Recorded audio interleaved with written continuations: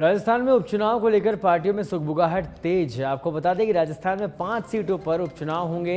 इनमें 3 सीटों पर बीजेपी कांग्रेस में आमने सामने की टक्कर है।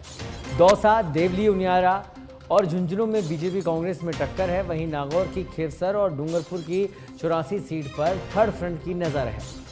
Khinvsar seat RLP supremo Hanuman Beniwal का मजबूत किला है। खेवसर विधायक बेनीवाल के सांसद बनने के बाद रोचक यहां का माहौल हो गया है। अगर कांग्रेस से बात नहीं बनी तो आईएनडीआईए गठबंधन से अलग होकर चुनाव लड़ेंगे बेनीवाल। ऐसी स्थिति में अकेले कांग्रेस का सीट निकालना मुश्किल है। वहीं कांग्रेस के गढ़ रहे बागड़ में भी पार्टी की स्थिति कमजोर है।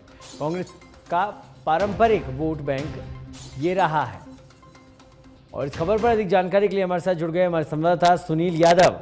सुनील, 5 सीटों के उपचुनाव और कहीं ना कहीं जो 2 बड़ी पार्टियां हैं बीजेपी और कांग्रेस, दोनों की टक्कर रहने वाली है। क्या कुछ अपडेट इसे लेकर? सौरभ, अभी हाल ही जो परिणाम आया है लोकसभा, क्योंकि लोकसभा की इर्द गिर्द ही पूरे उपचुनाव है, उसके बाद जिस तरह से जो राजस्थान में 25 सांसद बने हैं और 25 में से 11 सीट है यानी कांग्रेस और गठबंधन को मिली है।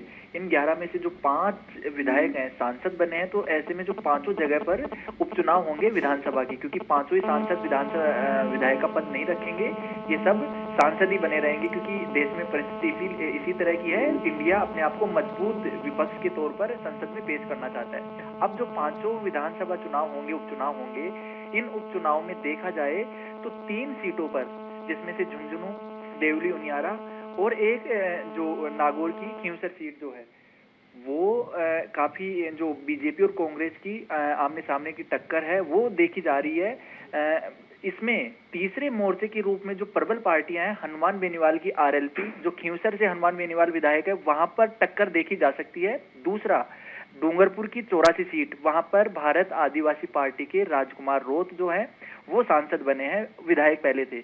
अब इन दोनों जगह कांग्रेस को या तो अपना गठबंधन करना पड़ेगा खींवसर और जो 84 में, या फिर उनको समर्थन देना पड़ेगा, नहीं फिर उन दोनों जो पार्टियां, जो तीसरे मोर्चे की पार्टी है, उनसे समर्थन लेकर कांग्रेस को अपना उम्मीदवार उतारना पड़ेगा। अकेले कांग्रेस यहां पर सीट नहीं निकाल सकती। अगर बीजेपी की बात करें तो इन दोनों जगह से बीजेपी, आप बात कर रहे हैं या बता रहे हैं वहां की स्थिति को, अगर बागड़ की यहाँ पर बात की जाए, 84 से विधायक राजकुमार रोत, जिन्होंने बड़ी जीत यहाँ से दर्ज की, सांसद बने वो, तो कहीं ना कहीं बीजेपी और कांग्रेस से सीट छिन चुकी है, ये मान लिया जाए।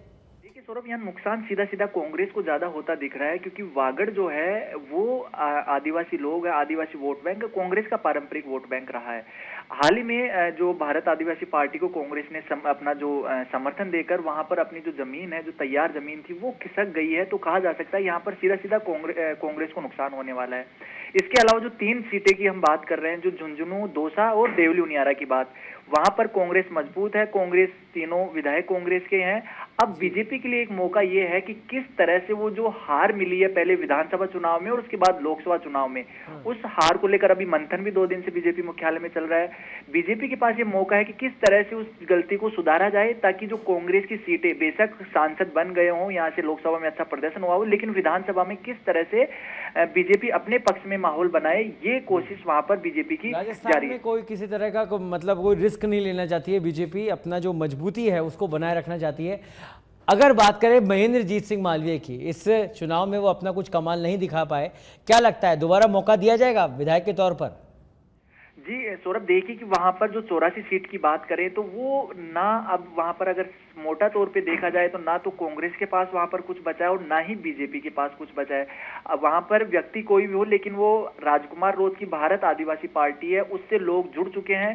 84 सीट राजकुमार रोत की सीट है, 2 बार वो लगातार विधायक वहां से रहे हैं, कम उम्र में विधायक बने थे और अपनी जो नींव है इतनी मजबूत कर चुके हैं कि वहां पर महेंद्रजीत सिंह मालवीय अब रिस्क नहीं लेंगे, क्योंकि अब अगर देखा जाए तो मंत्री पद उनका चला गया, वो जो विधायक थे वो भी नहीं रहे, अब सांसद बनने गए थे, सांसद ही नहीं रह पाए। हालांकि जो महेंद्रजीत सिंह मालवीय आदिवासियों के कद्दावर नेता रहे हैं, लेकिन अब उन्होंने अपना जनाधार खो दिया है। उस जनाधार को 84 सीट से चुनाव लड़कर वो हासिल नहीं कर सकते। उनको भविष्य में या आगामी जब चुनाव होंगे तब कोई सेफ सीट देखनी पड़ेगी, क्योंकि अभी तक महेंद्रजीत सिंह मालवीय का किसी तरह का सब कयास है और निर्णय तो जनता को आखिर में करना ही है। देखने वाली बात होगी उपचुनाव के बाद जो परिणाम आते हैं वो किस तरह के रहते हैं। बहुत बहुत धन्यवाद सुनील इस तमाम जानकारी के लिए।